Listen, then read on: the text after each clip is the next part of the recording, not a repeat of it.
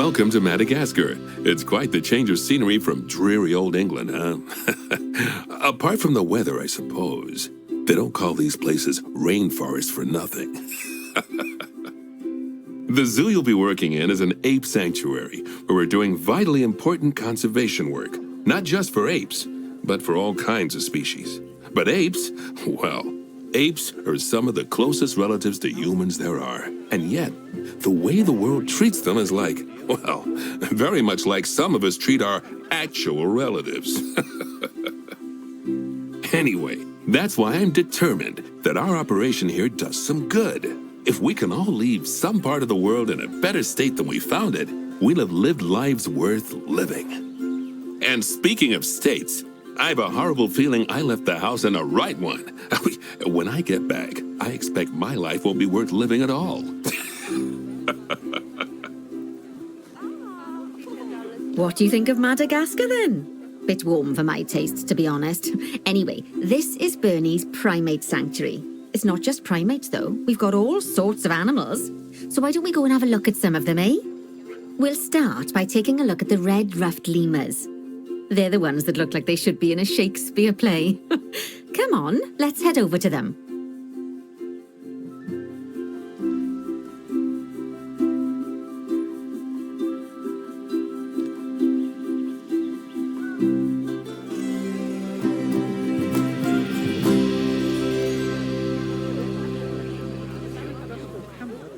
Red-ruffed lemurs are found in the rainforests of Massoala. That's in northeast Madagascar.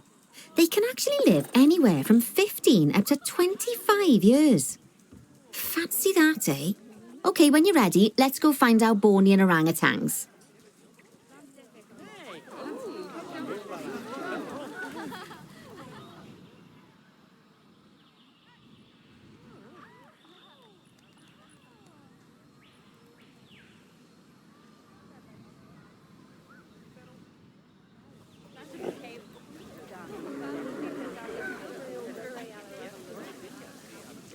The Bornean orangutan is such a marvellous creature.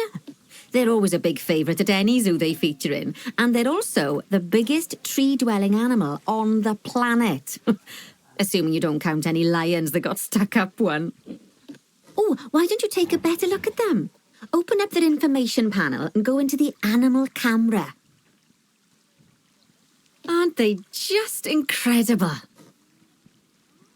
When you're ready, let's go and have a look-see at some of our beautiful bonobos. They're quite the characters.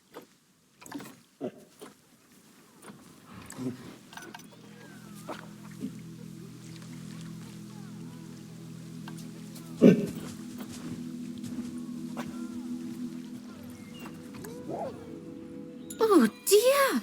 It looks like we've arrived just in time. One of the habitat's barriers has collapsed. And wouldn't you know it, one of the bonobos has made a run for it. We'll need to catch them. But before we do, we should box up the other bonobos to stop them escaping too. Select the habitat boundary to bring up the habitat information panel. Good, now open the Animals tab. And click on Box All Animals to box up the remaining bonobos. Now, we'll need a vet to recapture that escaped bonobo, but it seems our last one left to do some research in the wild. Not an ideal situation. So, we'll need to hire a replacement sharpish. Go into the zoo section and then into the staff management area. You can find all of your staff in here, but there's no time to go looking at their particulars at the moment. Hire a vet. Now, click on one of the paths to place the vet in your zoo. OK, that's a relief. So while the vet deals with our bonobo friend, let's go fix up their habitat so they can't escape again. Head back over there.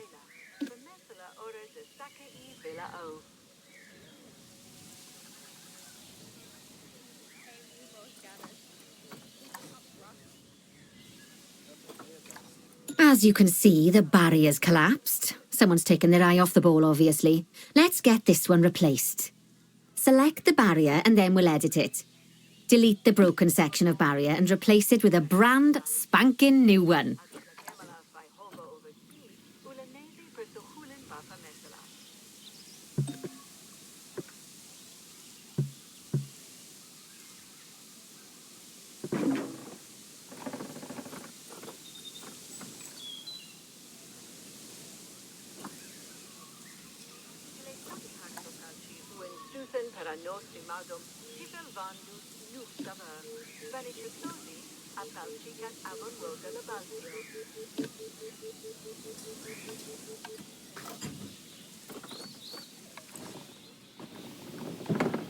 Good. Now that we've done that, we need to make sure to add climb-proof barriers to the top. That way the bonobos won't be able to climb out. Just make sure you've got the correct piece of barrier selected when you do that. Okay, so go into the options section and select which side the climb-proof barrier needs to go on. And don't get it wrong. We're more worried about bonobos climbing out than guests climbing in.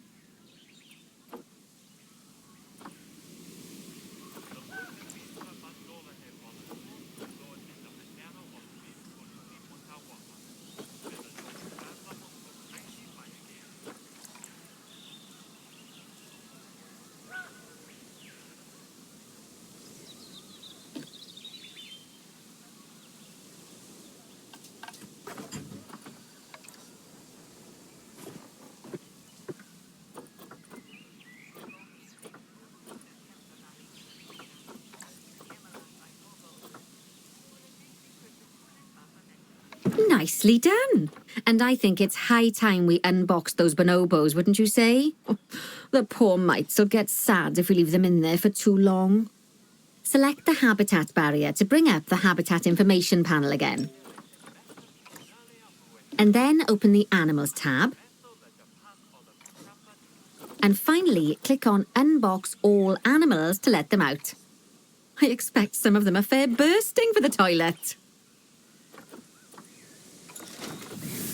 So, it turns out that as well as the old vet leaving, the zoo's mechanics did too. We'll need to hire a couple of new ones so we can help stop any more breakouts.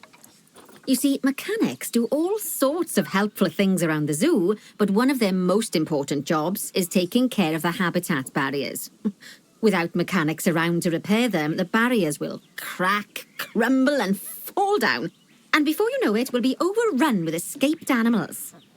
Go into the zoo section and then into the staff management area again. Oh, gosh, we have been busy, haven't we? Good work there. I'm off for a cuppa. Oh, I think Bernie wants a word with you. Oh, I hear you had a bit of an issue with an escaped bonobo. The main thing is that you dealt with it swiftly, and more importantly, without the animals stealing someone's clothes, putting them on, and then walking out of the front gate. You see, another key responsibility for our vets is animal research. Researching animals allows vets to unlock new enrichment items, additional information for our education resources, enhanced breeding programs, and improvements to food quality. The animals' food, not the vets. It'll take more than a research grant to improve the staff canteen. Anyway, as you can see, research is a key part of running your zoo. In order for a vet to undertake research, they require a research centre. And once again, that's something that this zoo is missing. So let's build one. I've marked out an area for you to put it. Now, you've probably noticed that there's already a building where I want you to build the research centre. Don't worry. You see, the building that's currently there is actually a hollow shell, so we're able to place our new building inside of it.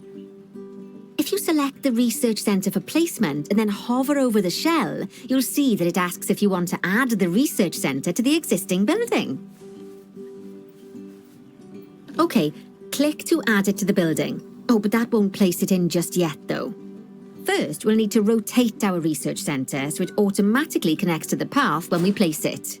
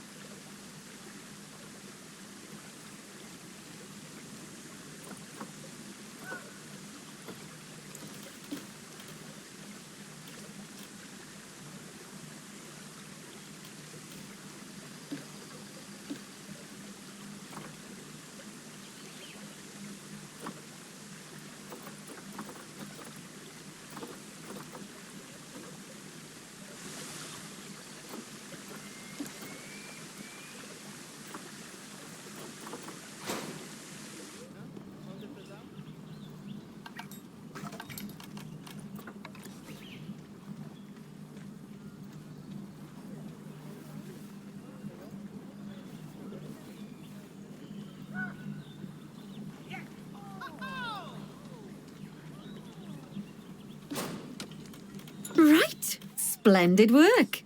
Now that we have a brand spanking new research centre, we can give our vets something to do in there. Oh, by the way, it's worth noting that the vets will only do research when they're not required to do any other jobs. That said, you can change what jobs a vet does via their information panel. But let's not worry about that just now. So, let's get our vet researching ring-tailed lemurs. Go into the zoo section and select Vet Research. Here, you can see a list of all the animals present in your zoo, and also all the potential diseases that can occur. Now, drag and drop your vet onto the ring-tailed lemur to start their research.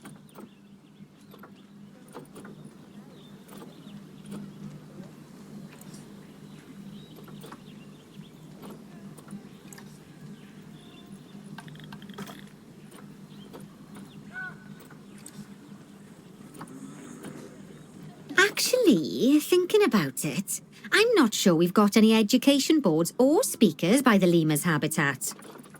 Let's head over there and add some, so our guests can learn all about the furry little delights. First off, let's pop down 2 education boards. Place them on the habitat barriers at a height that guests can see, or, if you like, pop them down on a stand.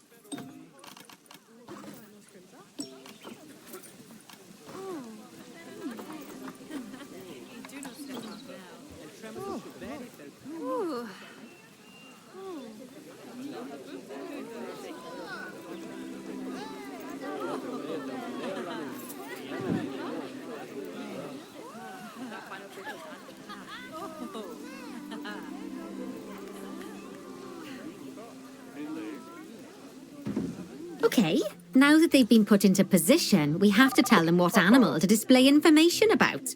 Select one of the education boards to bring up its information panel.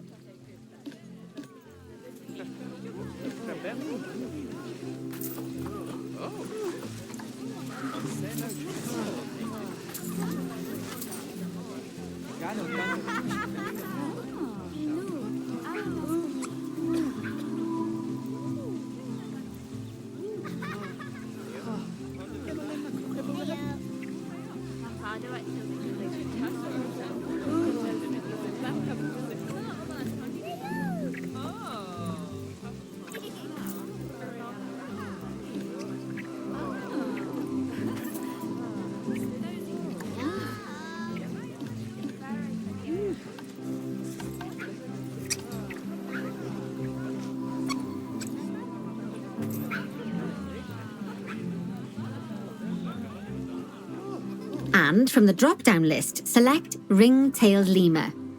Although I'm sure that last part was obvious.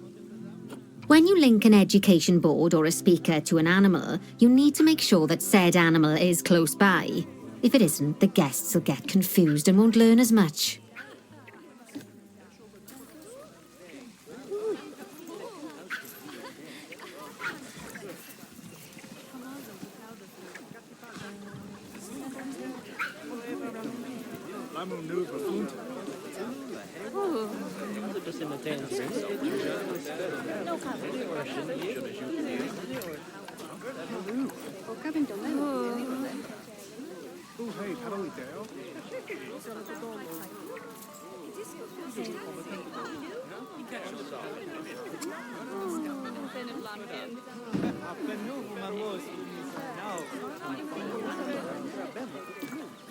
Okay, now that we've done the education boards, let's pop down a pair of speakers.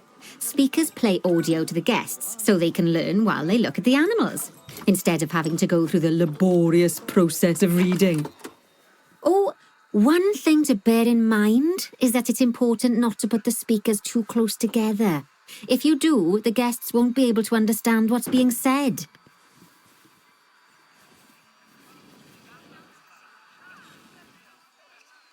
Now we simply need to link the speakers to the ring-tailed lemurs, just like you did with the education boards.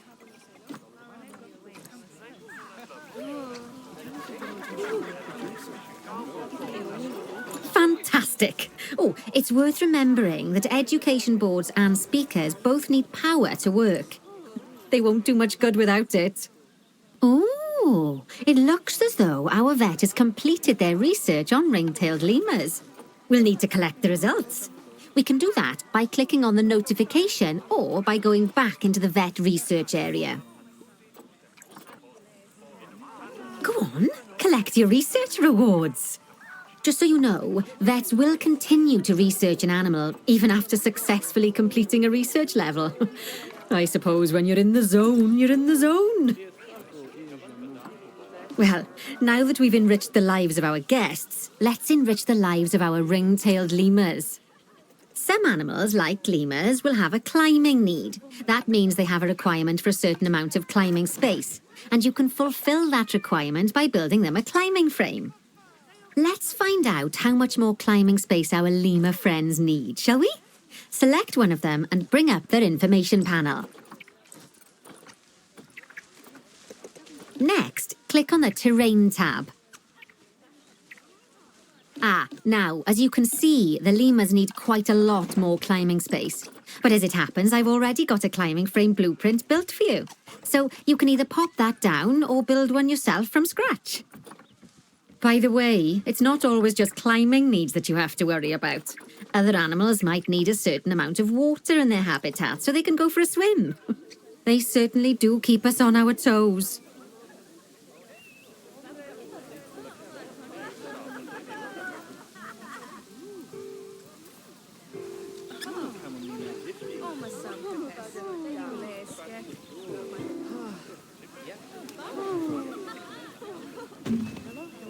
Oh, that's a great climbing frame for them. They're going to absolutely love it. Do you know what would make them even happier, though? Nicer food. But that's true of all of us, though, isn't it? You can unlock better quality food for animals through research. Luckily, we've already unlocked some for the lemurs, so all that remains is to make sure they get served it from now on. Let's bring up the habitat information panel by selecting the lemur habitat.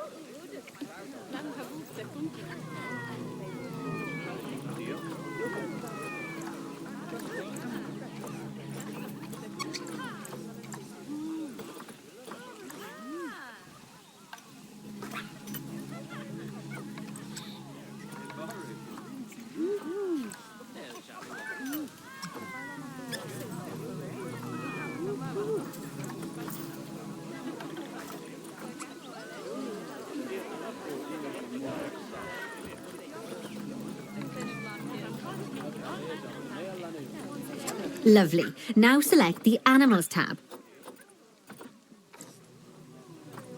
There we go. As you can see, we can set the food quality in here. Just click on the drop-down menu and select Grade 2 Food Quality. Grade 2 Food Quality. My mouth's already watering. So, a new climbing frame and better food. Oh, you've really spoilt those lemurs rotten. Now, I think it's time we looked at one of the zoo's most important responsibilities, releasing animals into the wild.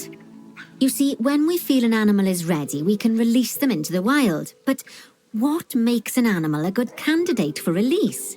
Well, their age is an important factor. I mean, we can't release an animal that's a juvenile, just as we can't release one that's gotten too old. They'll also need to be fertile. After all, the idea is to repopulate the wild, so the best candidates will have a high fertility gene. And together, the age and fertility of a candidate will determine how many conservation credits will be rewarded when we release them. Now, conservation credits are vitally important. They're the lifeblood of your zoo, because earning them allows you to adopt even more animals. And what's more, the animals you can adopt will be of a higher quality. So, with that in mind, let's pop over to our orangutan habitat. Okay, I'd like you to find Agang, the Bornean orangutan in the habitat, and select him, please.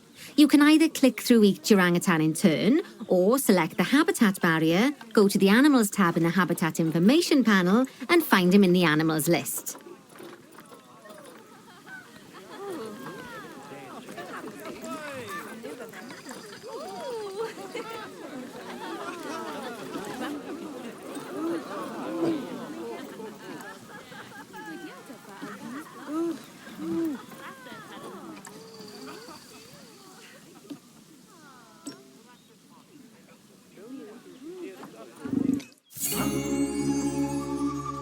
I know it's sad to see him go, but he'll be happy out in the wild.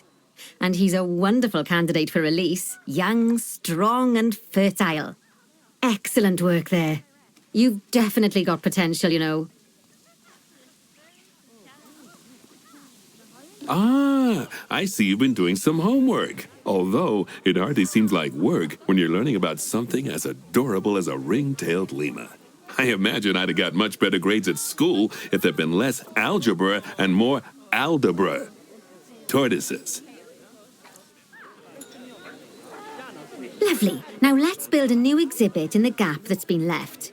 Just add it to the building like we did with the research centre earlier. Then pop it into the gap.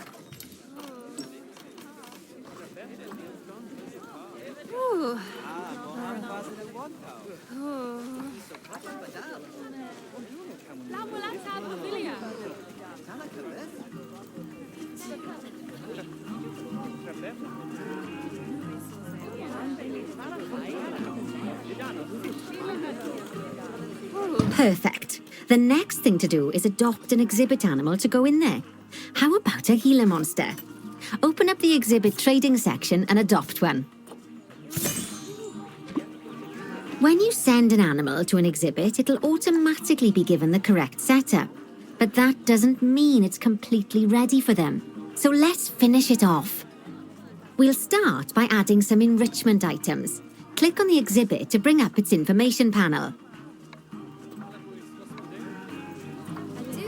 As I'm sure you know by now, you can unlock more enrichment levels by having one of your vets do some research.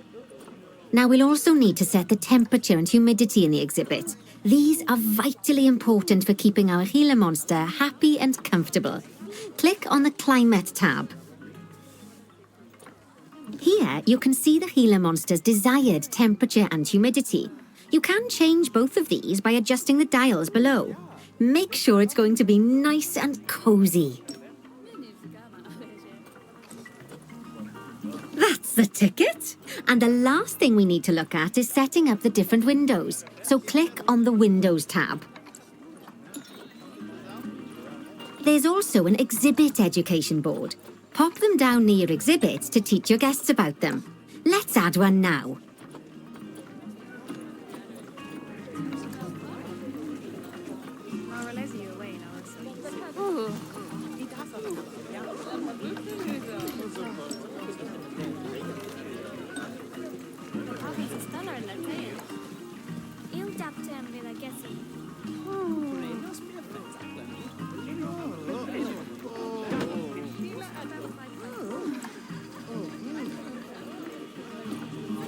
Lovely stuff. Now our guests can learn all about our venomous friend here.